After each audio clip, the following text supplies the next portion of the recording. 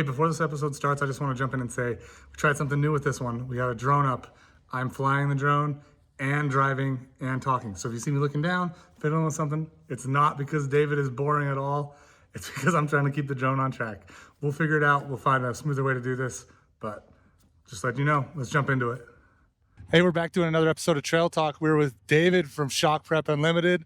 I don't know if you guys have been following me on Instagram, but you'll know that he just redid the shocks in this car, or at least the rear ones. And I've really liked it so far. And so we're out here to talk about shocks. So David, thanks for coming out. We're on ledges. And as always, Cardo's providing comms. And you can follow along with us on Onyx. We'll upload the link. It'll be down below. Sorry, I said thanks for coming out, and then I said some other stuff like an idiot. No, we're good. Hello, world. Yeah. So we just did the rear shocks on this car. Yes, sir. Just a service, just a rebuild. Didn't do anything kind of crazy to it. But we did have a leaking right rear, and so we had to get that handled on it and get both rear shocks, taken care of together so that the vehicle's kind of equal as far as the maintenance goes on it. And right now we actually just did a couple adjustments to kind of play around with the shocks on at least the compression adjusters so we can let Abe feel the difference on it.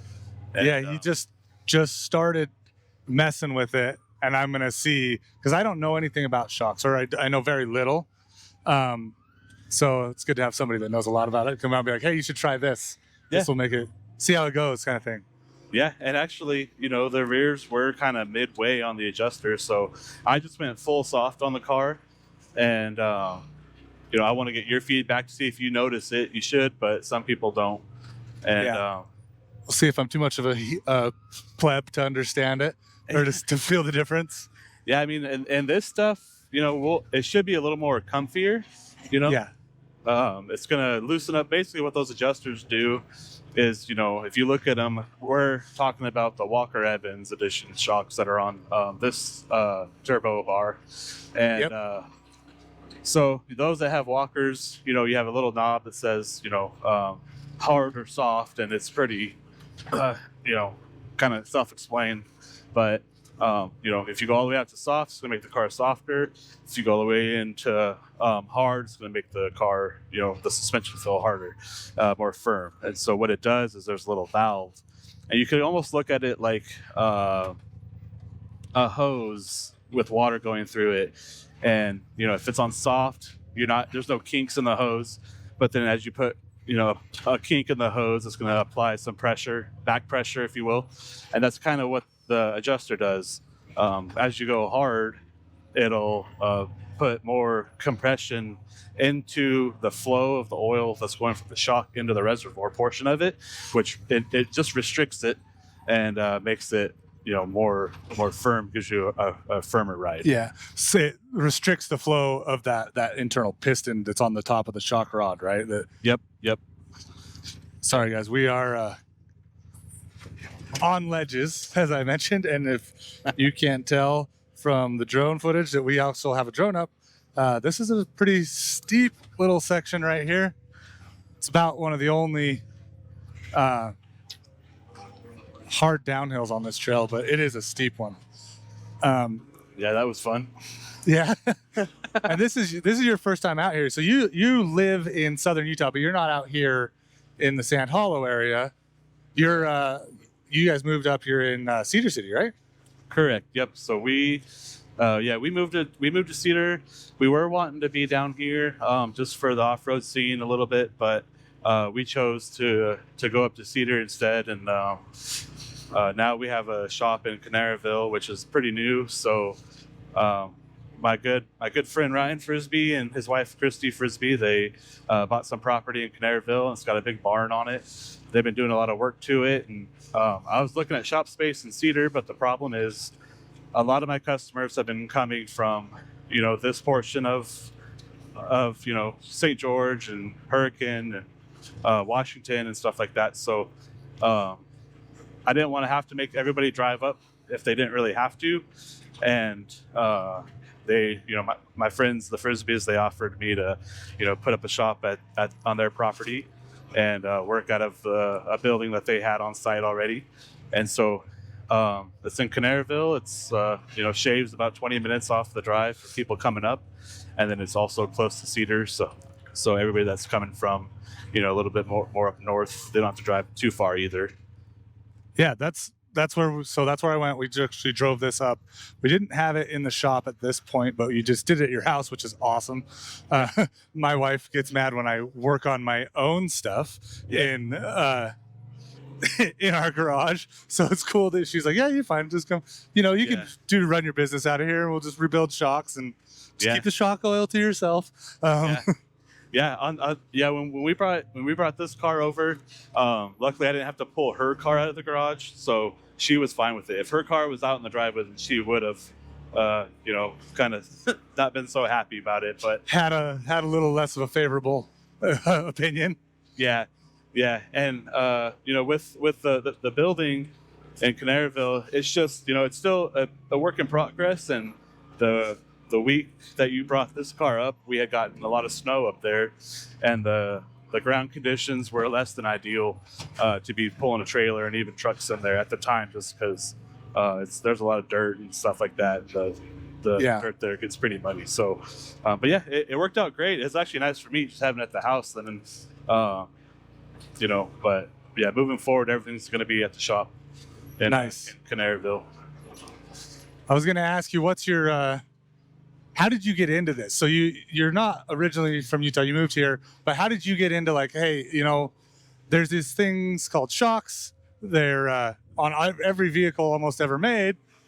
I want to be the guy that rebuilds those and knows how that works. And what was your journey?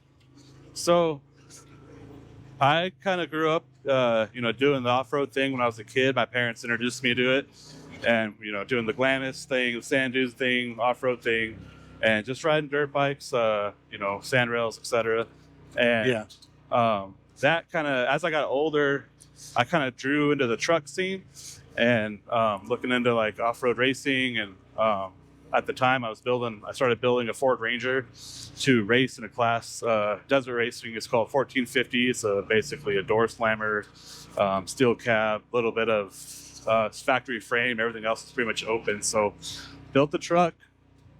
Suspension was not on par at all. And back, oh really?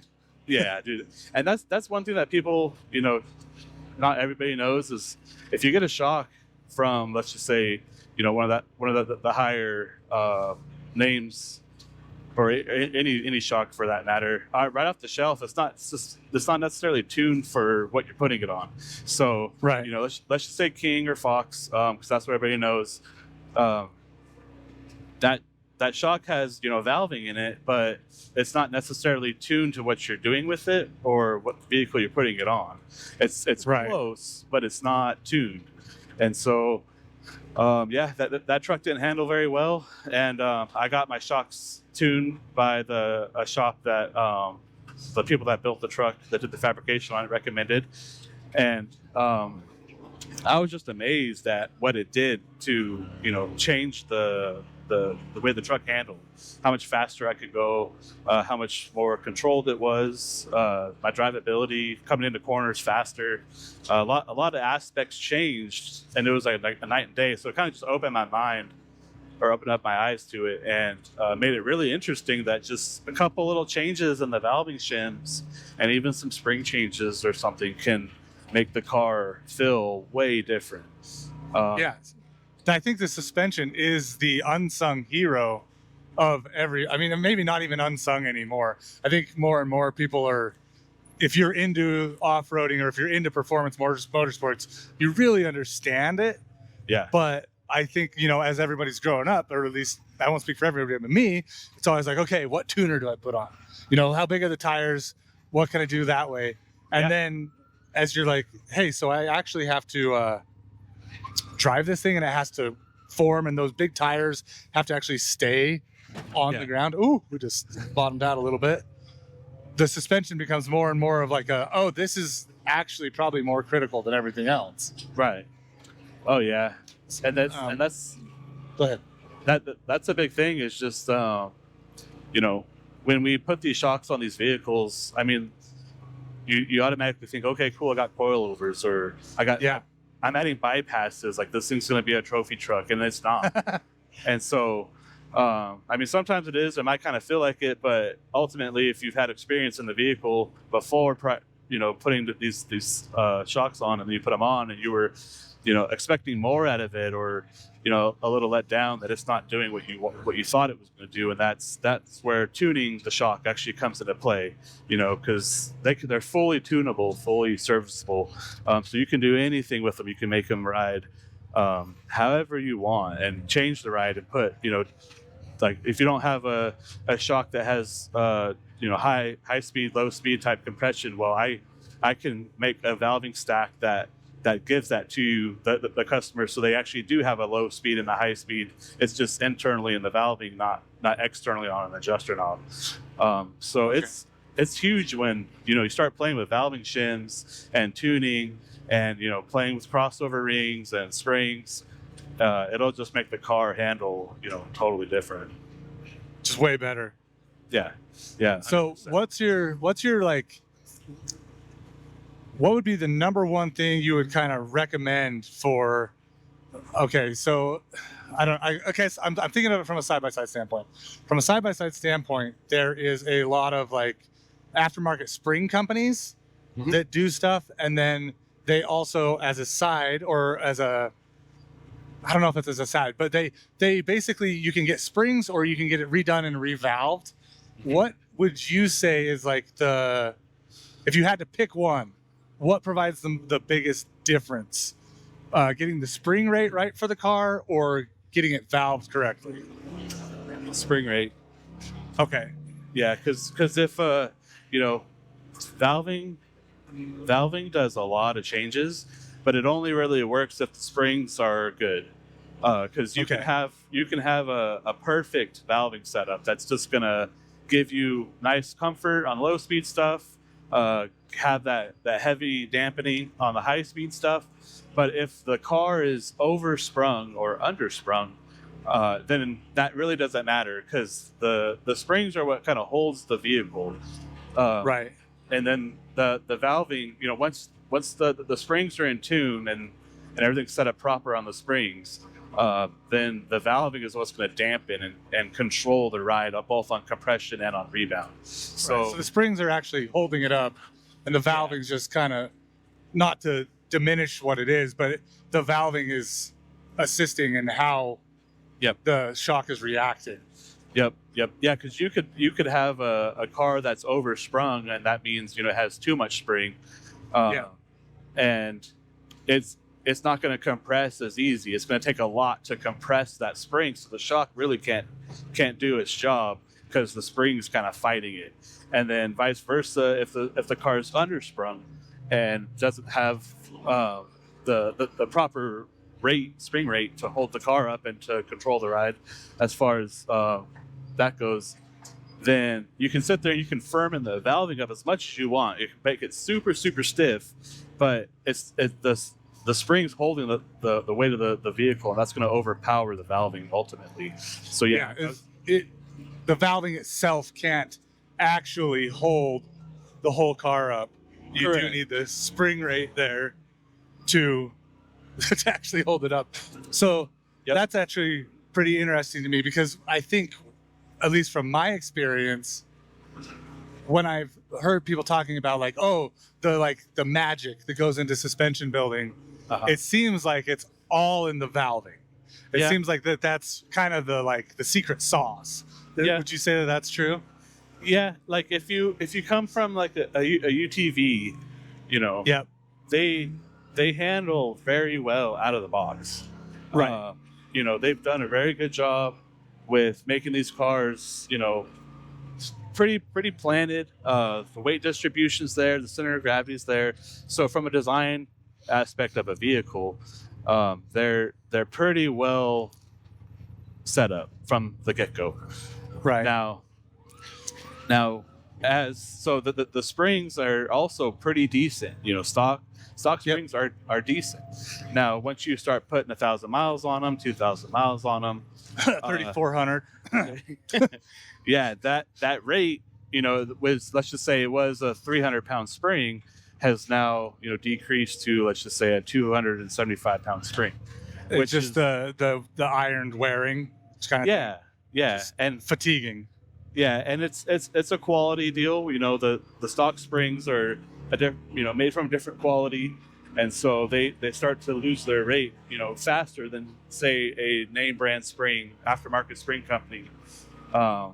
So that's why a lot of the razors you'll see in the rears, they have two springs. So we'll talk about springs real quick. A dual rate spring is two springs, and you have, it's called crossover rings that thread on the body that are inside the spring.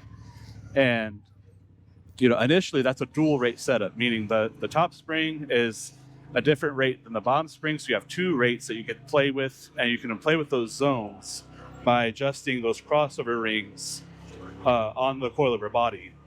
Yeah. But after a while, after putting miles on the car and miles on the springs, that top spring ends up collapsing.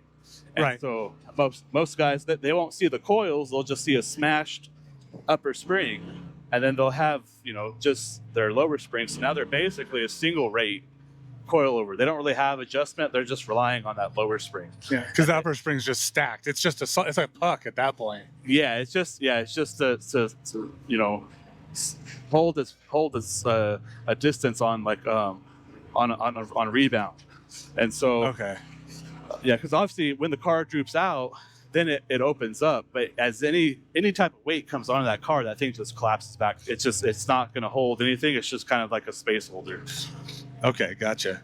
So that's why when people get aftermarket spring kit, all of a sudden their preload collar, which is the top nut that's threaded and sits on top of the coil, that all of a sudden gets moved towards the top of the shock, and now they have a much longer upper spring, and they gain that dual rate capability back, and then you can adjust the crossover rings and get an actual dual rate setup. So with the UTVs, that's kind of what happens. They start off great, and then as you put miles and wear on the car, this starts to fatigue that spring. Correct. Just deteriorate out. As far as like setting up suspension, is there any difference for you as in a UTV setup versus like a trophy truck? Do you have a preference? Is one easier than another? Is it what is that like? Is it just kind of like, oh, we're all shocks at this point? No, every setup's different. If you take a UTV, or if you take like a rock buggy, or if you take some type of unlimited trophy truck, or a pre-runner, a sand car, everything is completely different. It goes off of mainly the build of the vehicle itself. So you have some kind of a truck, a pre-runner, most rock buggy and stuff, you're gonna have front engine, so your weight's gonna be in the front. Oh yeah, I don't know why, I'm just barely like putting two and two together, because I was like, yeah, it's probably all suspension. Yeah. And then I just literally, you said it, and it's something I know, but like, duh, a side by side has all the weight in the back. Yeah, and then same thing with like a sand car or something that has a rear engine, or even like a buggy, like a class 10 buggy or something that has a rear engine. And so yeah, every vehicle is different. Nothing's really, as far as when you're looking at different vehicles in a row, you can't really set them up the same. Everything's going to be custom to how that pre-runner truck is, how that side-by-side is, how that rock buggy is. So it's all kind of based off the way the vehicle's built. Right. Do you have you mentioned a rock buggy. What's the main differentiator between shocks going in a rock buggy or shocks going in something fast? Is it just the adjustments you made on this car, where you're like, hey, a rock buggy, you're not going to be doing 80 miles an hour across the desert, we'll just make it all super soft? Or is there more to it? No, there's a lot more to it. So a rock buggy, they mainly want down travel.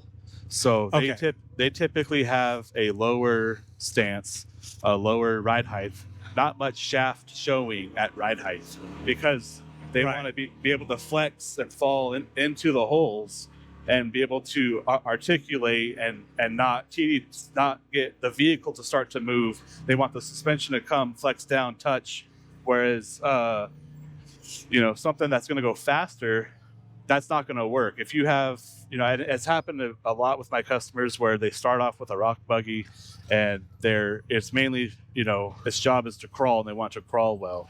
Well, Right. then, there's a fast line between, section A and section B that they want to, get to quicker and not have to go slow. So they're trying to go fast, but it's set up to have minimal up travel. So anything they hit, it's just compressing so quick and bucking it and throwing it, and they can't go fast because it's almost uncontrollable because it's just kind of all over the place.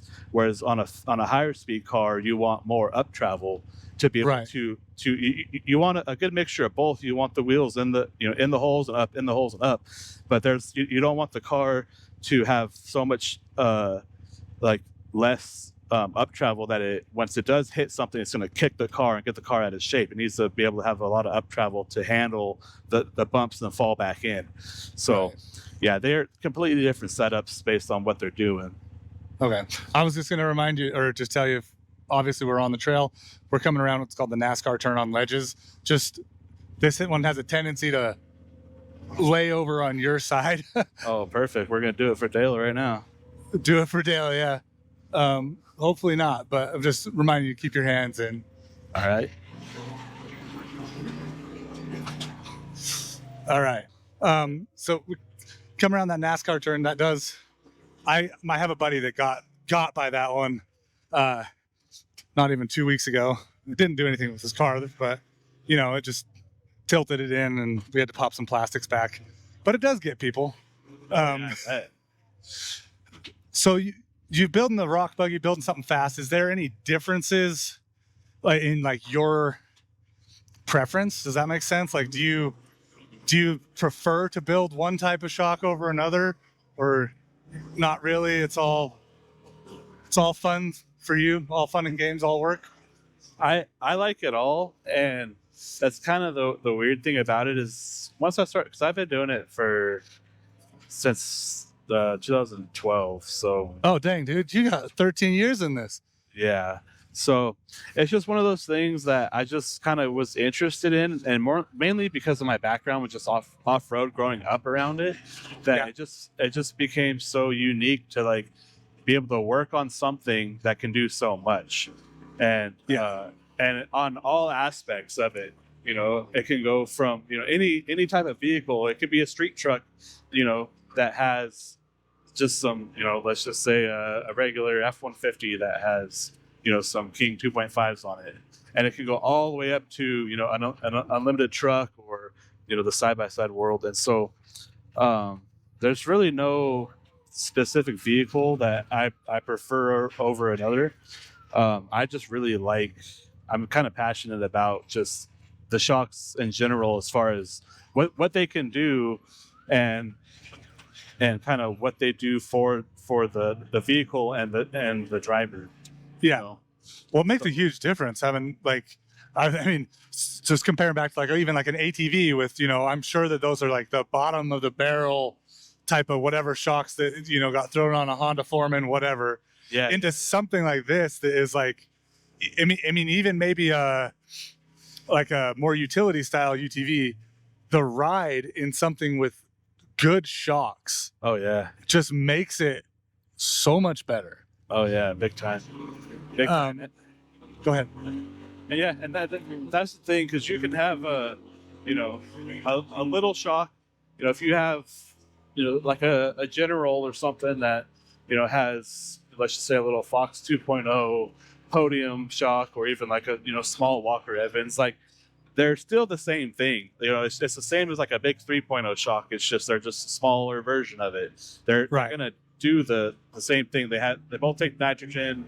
They both have valving shims and valving piston that you can play with, and it's going to be way better than just something that's not serviceable and tunable. If it's just a throwaway shock, Yeah. You know, something that comes like the work, you know, kind of ranch style side by sides. That's, you know, just a black throwaway type thing, yeah, that's gonna ride pretty terrible. But you know, you upgrade and you put, you know, like a Fox 2.0 or a Walker Evans 2.0 on it or something like that, even a King if you wanted to. But yeah, it's gonna make the ride so much better just because of what the shock can do internally with valving shims and valving pistons and changing flows on how, you know, you could get, you know, different flows to the valving piston, change up ports, drill ports, and then with the valving, change everything on it. You know, get it to not buck so much, or, you know, if it feels like it's just packing and doesn't want to unload, you know, you can get it to unload quicker, to fall in the hole. So yeah, it's just something that I was just interested in. And, you know, it's kind of one of those things where people say, like, it's not the whole, like, if you do what you love, then you won't work a day in your life type deal, because it is work, like 100%. It's work. Oh yeah. It's oily, it's messy, it's, you know, your fight smell like that shock oil for the next 2 days. Oh yeah, your clothes are ruined. Like, it's work, but it's just, you know, something that I was just passionate about, and I just like was interested in. I just kind of just wanted to do it.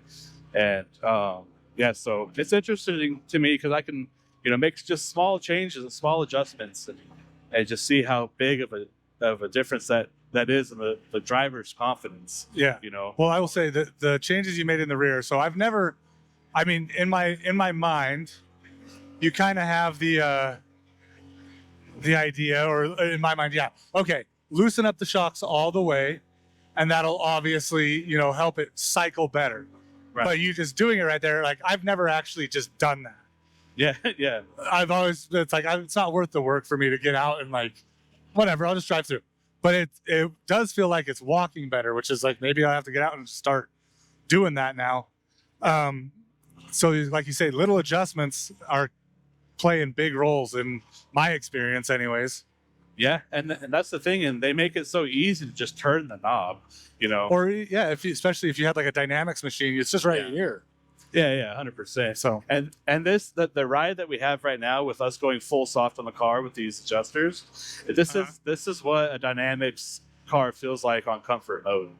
Yeah, you know, if just for smooth. Anybody that was kind of curious, yeah, it's just very, very smooth. It just kind of, you know, eats everything up pretty easy at low speed. But obviously, if we came into something fast, this car is going to bottom. Like, yeah, you know, you'd want to stop and go adjust it. Yeah, which is fine. It's easy clicks, you know. Get out, go in, turn them all, you know, 2 turns or 4 turns, or you know. I mean, we could even do it. I could do it right now, make everything stiff, and you could feel the difference. Yeah. Okay, man. I got one more question for you, and then we can wrap this up. What's been your favorite? Like, do you have like a vehicle that you're like, I built the shocks on that. That was like the coolest thing I've built. Or maybe even your own. You're like, I redid this shocks on this. Maybe it's even that Ranger. Did you end up doing them by yourself, or just something that meant a lot to you, I guess? I think it's more so the relationships, to be honest. Right.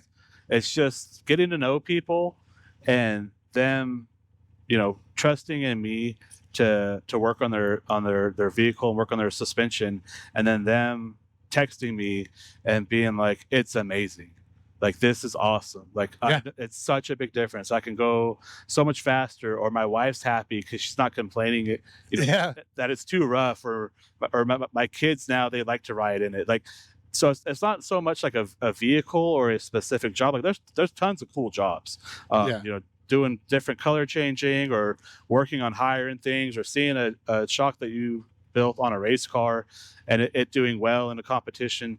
All those stuffs are very, you know, are awesome. But I think it's more so the feedback that I get, and the relationships, you know, the one-on-one from people is more so what I value, for sure.